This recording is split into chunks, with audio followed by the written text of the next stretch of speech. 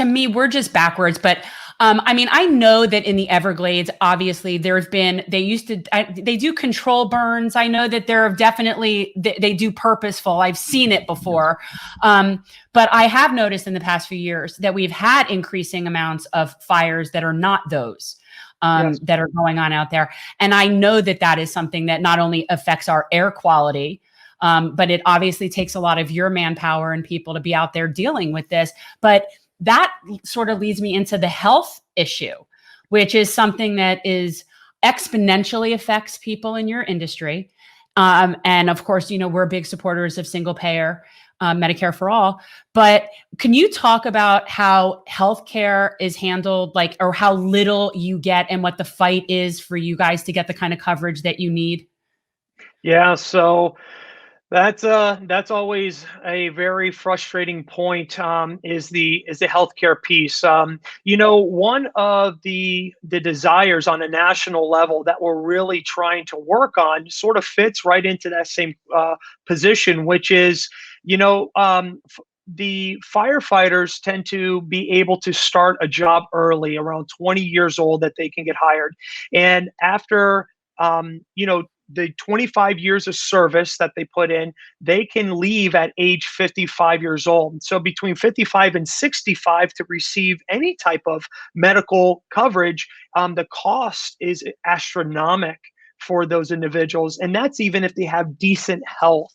And you figure by the time you do 25 years of service, Yeah. God forbid, if you don't have a cancer, or if you don't have some sort of a PTSD piece, or something that potentially puts you into a state that your claim history is high, receiving some sort of favorable or fair cost for your medical is difficult. So we're hoping that we can get support on a national level to really work on that 10-year bracket of just someone that's given 25 years of service to be able to receive some sort of gap in that medical for all, almost that Medicaid, Medicare piece.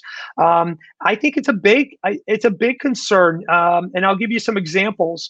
We were fortunate. Sometimes, I want to highlight the positives. The legislators got together with the cancer bill and found 21 cancers that if a firefighter receives while on the job, they're going to go ahead and hold the responsible party to the organization where they resided out of to follow through for that man or woman that caught one of those 21 cancers. Amazing, outstanding. The problem is now you have organizations that don't want to support a retiree that has just finished because they don't carry the organization's medical coverage. So now, too bad, too sad, they're not covered. They're on their own with lung cancer. It's sad. These are the type of woes. Even though there's good legislation, there's holes in the legislation. Right. Now, when you negotiate your annual budget, is that done directly with the local chapter, or is that all, does it go higher than that? And if so, how much of the budget has to be allocated towards healthcare? Because one of the key ingredients, and I think one of the easiest selling points of a universal system, is to not have to have it budgeted in with any union going forward. So how does it work exactly with you guys? Okay, so great question. Our area for Broward County and the organization that I'm the labor leader over, we negotiate. Usually we are able to do about a 3-year contract at the max. Sometimes you'll have a 1-year, depending, and if the right individuals can get to the table, you can usually get a 3-year contract. And what happens is during that piece, it's only for that entity. So each municipality and or county government, they will go ahead and negotiate their own contract with their respective organization. No different than myself. So that's the first part. The second part is healthcare is always a part of that. And it's funny you say that. There's 21 articles. We actually have just shy of, let's say, 48. The organization that I work for, has chosen one of those articles, which is insurance. It's always the topic because insurance is always rising.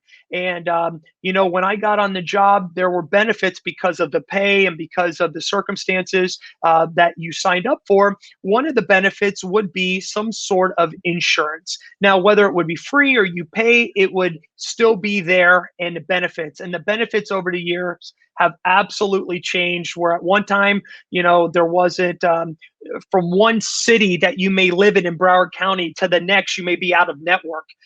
So things have changed wildly since I've been a part of just the organization I have, just shy of 19 years now. And being on the board, here's some of the problems with healthcare.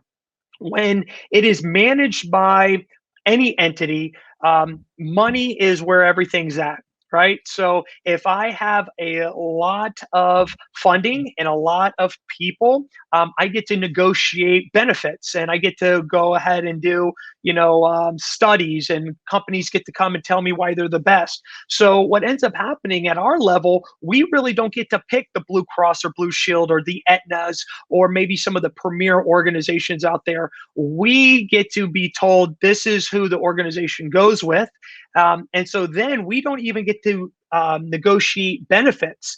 What we usually negotiate is what the cost is going to be based upon putting to the member of the organization. That's what we really get to negotiate, and how much is going to be levied on them based upon how much the organization is going to pick up. And that's ultimately how much, even if, and sometimes the world gets this a little bit confused when they give a cost of living raise. If in the event they say, oh, well, they got a percentage raise of 2%, but if they raised your insurance where you're paying $200 or $300 that month, you really got nothing.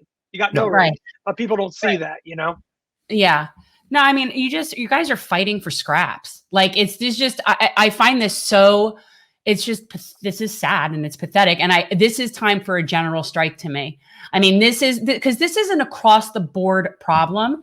I think different issues affect different unions, and obviously different types of work areas have different, there's different technical things, but this is an across the board labor problem. The fact that you even have to be one of these 21 types of cancers that we cover, that's insane to me. It's like you're sick, you get help. That's how that works. This is the fact that you have to have a list of what is acceptable cancers is just people. This is unacceptable. This is just unacceptable. Thanks for watching. If you want to support our mission to transform politics into service, please like this video, subscribe, follow us on social media, and consider joining our Patreon, where you'll get early access to our interviews as well as other exclusive content. Links are in the description. Peace out.